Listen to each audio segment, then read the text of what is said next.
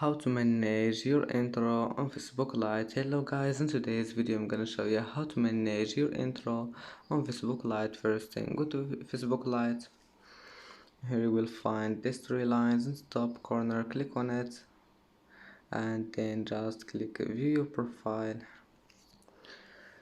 and here click edit profile, and now just go down until you find your intro here and click add.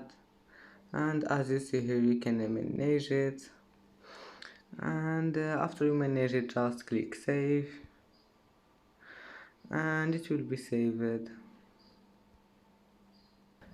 And that's it for today's video. If you like this video, please don't forget like and don't forget subscribe, and thank you for watching this video until the end, and see you in the next video.